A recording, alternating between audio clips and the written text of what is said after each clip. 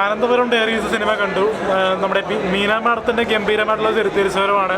ദൃശ്യം 2 ശേഷം, കഥ പറയുന്നതിന് ശേഷം ഒരു ഫാമിലി കോമഡി ഇമോഷണൽ സിനിമയാണ്. ഒരു കോളേജ് പശ്ചാത്തലമാക്കി മികച്ച രീതിയിൽ ഫണ്ണും എല്ലാ കാഴ്ചകളും, പിന്നെ ഒരു കോർട്ട് റൂം ഡ്രാമ ബേസ് ചെയ്തു. ഇന്നത്തെ കാലത്ത് മയക്കുമരുന്നിൻ്റെ ദുരുപയോഗങ്ങൾ കോളേജ് കുട്ടികൾ നടത്തുന്നു. അതിനുള്ള മാറ്റങ്ങൾ സംഭവിക്കുന്ന സിനിമയാണ്. മാറ്റത്തിൻ്റെ തുടക്കമാണ് ആനന്ദപുരം ഡയറീസ്. അപ്പോൾ നമ്മുടെ അഡാർ ലവ് ഫെയിം റോഷൻ ഗംഭീരമായിട്ട് പെർഫോം ചെയ്തിട്ടുണ്ട്.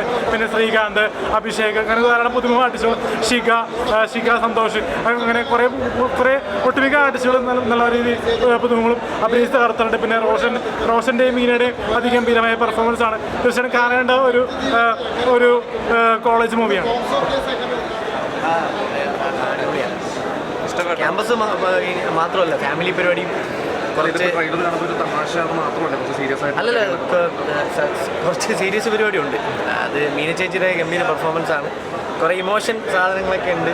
പിന്നെ രസമായിരിക്കും.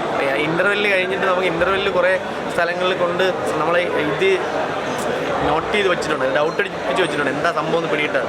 അത് ഫസ്റ്റ് ഹാഫ്. സെക്കൻഡ് ഹാഫിൽ അത് കുറേ എൻ്റെ ഒരു ക്ലാരിഫിക്കേഷൻ പരിപാടിയെല്ലാം സെക്കൻഡ് ഹാഫിൽ വരും.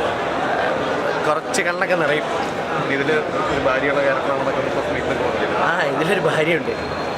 എൻ്റെത് കുഴപ്പമില്ലാത്ത വലിയൊരു ഇങ്ങനത്തെ ഒരു ക്യാരക്ടർ ആദ്യമായിട്ടല്ലേ ചെയ്യുന്നത്? അതെ, കുറച്ച് തമാശ മാത്രമല്ല, സീരിയസ് പരിപാടിയൊക്കെ ഉണ്ട്.